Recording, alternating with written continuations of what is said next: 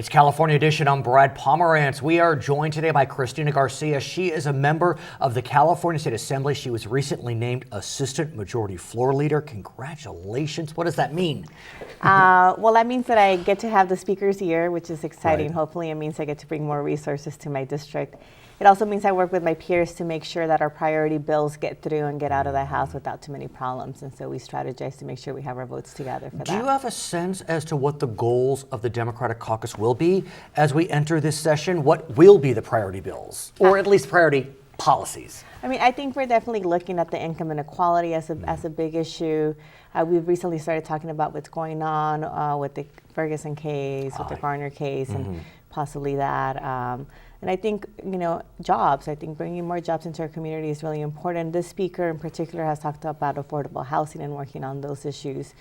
I think we can't forget that there's 52 Democrats in the Assembly, right? And so our priorities are also going to have to be something that we discuss together, and we're diverse in our needs. And if you look at all the bills that were introduced on day one, I think from some of that we will see some additional priorities. You mentioned the speaker. As you know, she's a woman. The Republican leader in the Assembly, she's a woman. You are the vice chair of the Women's Caucus in the legislature. Is it a good time to be a woman in the California State Legislature? I think, we have these great roles in leadership that are females out there. But if you look at this last election, we didn't gain any additional women, so we're still just at 25% of the legislature. And so I think, there's improvement because we have women leaders, and I think there's a commitment to have more women leaders in office as a whole. But I don't think we're where we need to be. We have less women today than we had a decade ago. Oh, really? And so, I think but it's a good spot. I think there's a lot of synergy, I think, with these female leaders about it. What are we going to do about it? How is 2016 going to be different, and how are we going to change these numbers? What's interesting about the numbers of women in the legislature is Democratic women went down, yet Republican women went up. And, you can spin that 100 different ways, but what's your sense of that? It speaks to my caucus and I think the work we need to do in 2016 and that we need to be at par. And it's not about Republican versus Democrat. It's about how do we get to half and half, I think, in the long haul. But it definitely is a focus. So, for example, the Latino caucus, and there's only 5 Latinas in the whole legislature out of 120. There's not a single Latina in the Senate. So we're talking about how do we double our numbers in 2016. At the same time, there were 2 elections that were historic that dealt with women. On the Republican side, though, but Ling Chang, I believe, is the first Taiwanese American at all, or woman, I'm not sure. And Young Kim, also first Korean American, I'm not sure if it's a woman or overall. I mean, those are big steps, I would think. No, definitely, and I think it's great because we're seeing more diversity in our House also that looks more like our state out there, and so that's also very exciting that we see. We have the Asian caucus and the African American caucus are the biggest that they've ever been, and so we have some very historic situations.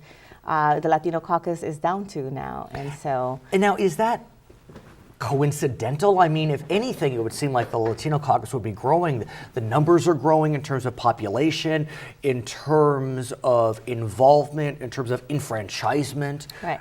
I mean, what happened there? Well, we still have well into the high 20s of Latinos out there. And so I just think it speaks to these districts that are diverse, and you're seeing folks that it doesn't have to be because it's heavy concentration of Latinos or African Americans, that's going to be your representation. I think we're open to different type of diversity and different type of representation. And I want to ask you about that. And I always use the case study of Chris Holden.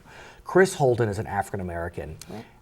If his district is 10% African American, I'd be surprised. It's just not an African American district. And yet he is reelected, he is revered.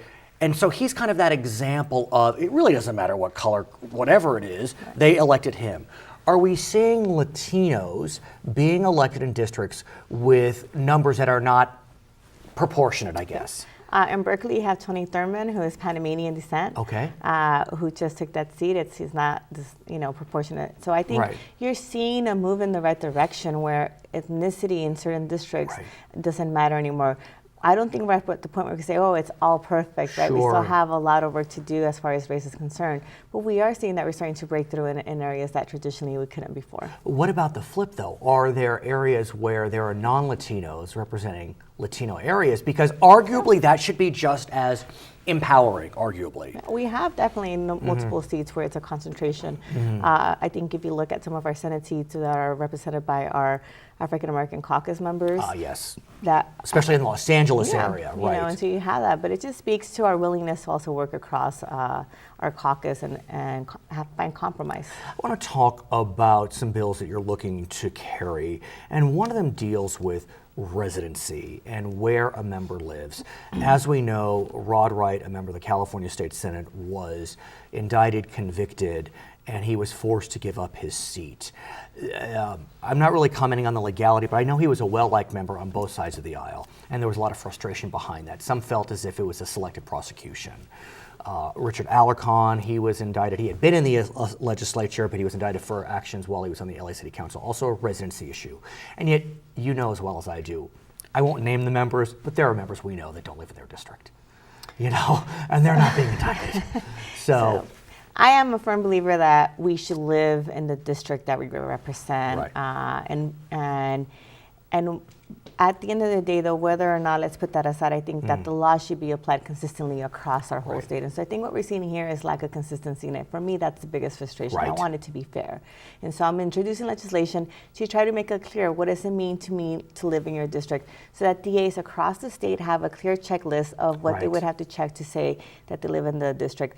Now, let's say for some reason the DA still chooses not to prosecute because it's still at their discretion. At a minimum, the residents will also know, have a clearer picture of, you know, let's not mince words. Do you really live in the district or not? What's remarkable about this, and I don't know if our viewers realize, under the United States Constitution, all a congressional member needs to do is live in the state. Yes. Doesn't need to live in their respective district. Right. But we don't have that in terms of our legislature.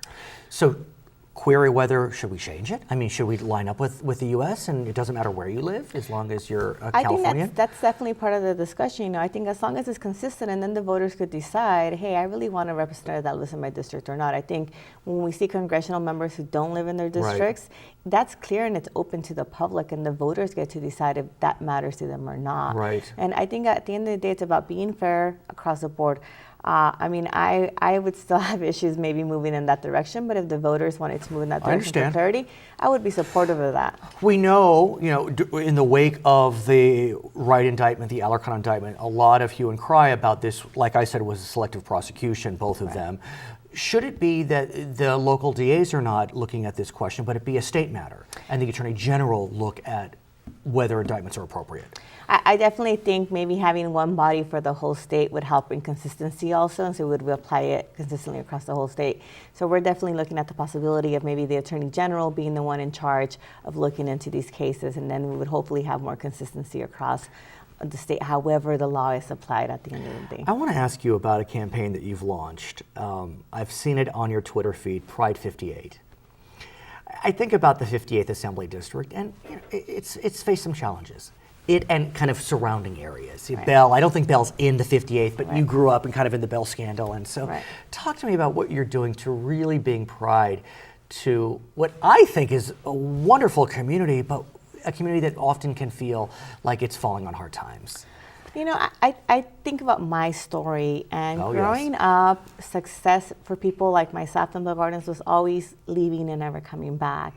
And I think that type of message needs to be eliminated. I think the message needs to be, there's a lot to be proud of, there's a lot of good work, and go become a leader, but come back and continue and build that legacy that other folks have been doing. A lot of folks invested in me to get me where I'm at, but I think with all the noise that all we hear in the media is the scandals, we lose that, and all of the good stuff is just muted out. And so the idea here is to remind our youth that there's a lot to be proud of in the district. And so we are asking community members to nominate other community members and organizations who are doing the good work, who are doing the positive contribution, so that we are telling our own stories and we're not waiting, and those don't get lost in the shuffle. And so every Sunday we do Spotlight Sunday, and we Fantastic. share the story on our social media so that people could hear And I that we follow are it. doing good things in the district. And your Twitter feed, is it Vote Cristina? Vote I Cristina. remembered. Her name is Cristina Garcia. She is a member of the California State Assembly on Bride Pomerantz. It's California edition.